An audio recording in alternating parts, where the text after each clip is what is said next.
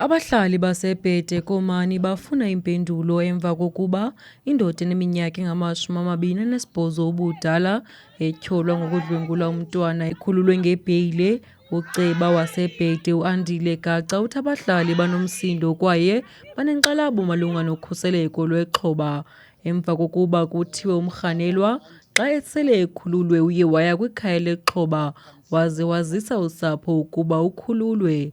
Le meko ibangela uloyiko phakathi kwabahlali, ngakumbi kuba kuthiwa umrhanelwa uhlala kufutshane nekhaya lexhoba. Uceba uthi kubalulekile ukuba inkundla kunye nabasemagunyeni bathathe amanyathelo afanelekileyo ukuze kuqinisekiswe ukuba ixhoba nosapho lwalo lukhuselekile ngexesha eliqhubeka ngalo ityala. Into eye yenzeka apha kwezi nyanga ziphelileyo, kukho umntana oye wadlwengula ngumfana omdala. So seza apha ekhoti sazocela ubana lo mfana angafumani ibheyile. After engafumenanga bheyile siyothuka ke ngoku xa kuthiwa ityala lirhoxisiwe. Mhlawumbi ityala lirhoxiswa njena inokuba ikhona into engahambanga kakuhle. Kodwa into esisimanga ke ngoku umfana lona wenza le nto lena uthe uphuma kwakhe waya straight kule ndlu ihlala uvictim lona. Wafika phaya kukho umakhulu ka-victim. Wathi uphumile etrongweni. Bona bantu balo mntana owenziwe esi sehlo bafuna ukuthini. Yeyona nto ke leyo esiyenza ubana singabahlali ubana isothuse into yokubana njani ke ngoku into yokubana lo mfana ayotsho straight phaya. Loo nto leyo ivuse umnyele ebahlalini.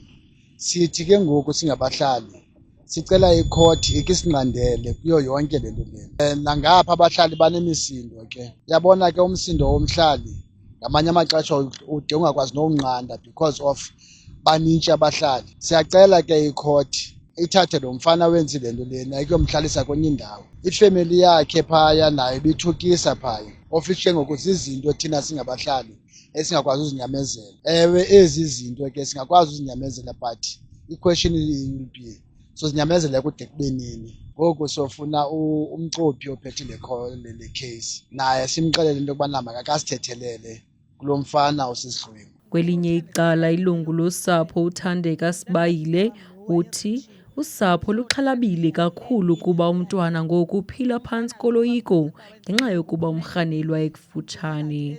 NguThandeka Sibayile ke lo uthethayo, ngumntana kasista wam lo wayereyitshiwe. Umfana lo kwafumaniseka uba wenza le nto uphume ngebheyile ngezizathu ezithi into yobana ngaba ii-results zasesibhedlele azikabuyi. Ngezizathu ezithi ii-results zasesibhedlele azikabuyi.